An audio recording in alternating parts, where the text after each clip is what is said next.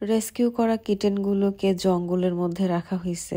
আমি খাল বিল পার হয়ে যাচ্ছি। এখানে ওদেরকে রাখা হয়েছে কারণ ওদের বাসায় মানে ওরা যেখানে থাকে সেখানে রোদ পাওয়া যায় না, তাই সারাদিন ওদেরকে এখানেই রাখা হয় যাতে করে ওদের শরীরে রোদ পায়। আর ওদের জন্য আমি নিয়ে আসছি চিকেন আর কাঁচা কলা সিদ্ধ, যেটা আমি মাখায় দিচ্ছিলাম। আলহামদুলিল্লাহ খাবারের রুচি আছে ঠিকই, কিন্তু পাতলা পায়খানাটা কমতেছে না আর পেটটা ফোলা। ওকে প্রথম যখন পাইছিলাম তখনকার চেহারা এখনকার চেহারা অনেক পার্থক্য। এখনকার একদম পিছন সাইডে পটি টটি লেগে গেছে। বিশ্বাস করেন মাঝে মাঝে খুব হাঁপায় উঠতেছি, খুবই বিরক্ত লাগতেছে, কারণ এইরকম রেস্কিউ করা বা কিছু করা এগুলো খুব মানসিক টেনশনের ব্যাপার। নিজের বাসায় তো আর ওদেরকে রাখতে পারতেছি না, আরেক বাসায় গিয়ে টেক কেয়ার করে আসা এটা খুবই ডিফিকাল্ট। তো তারপরে আমি ভেট নাফিস ভাইয়ের সাথে কথা বলছি, উনি বাচ্চাগুলোর জন্য কিছু ওষুধ সাজেস্ট করছে, সেগুলো কিনে নিয়েছিলাম। আমার এই ভিডিও দেখে আবার আপনারাও সেম ওষুধ আপনাদের বিড়ালের সমস্যার জন্য খাওয়ায়েন না। একটা কথা মনে রাখবেন, ভেট কিন্তু ওষুধ সাজেস্ট করে সমস্যা বুঝে, ওজন বয়স সবকিছু বিবেচনা করে তারপরে ওষুধ সাজেস্ট করে। সুতরাং আমরা যেন কোনো হাতুড়ে ডাক্তারি না করি। আর এই ক্যালিকো বাচ্চাটার কি হবে আমি জানি না, আমি আল্লাহর কাছে চাই যে আল্লাহ যেন ওকে দ্রুত সুস্থ করে দেয়। আপনারাও দোয়া করবেন। আর সত্যি বলতে আমি খুব মানসিক টেনশনে আছি।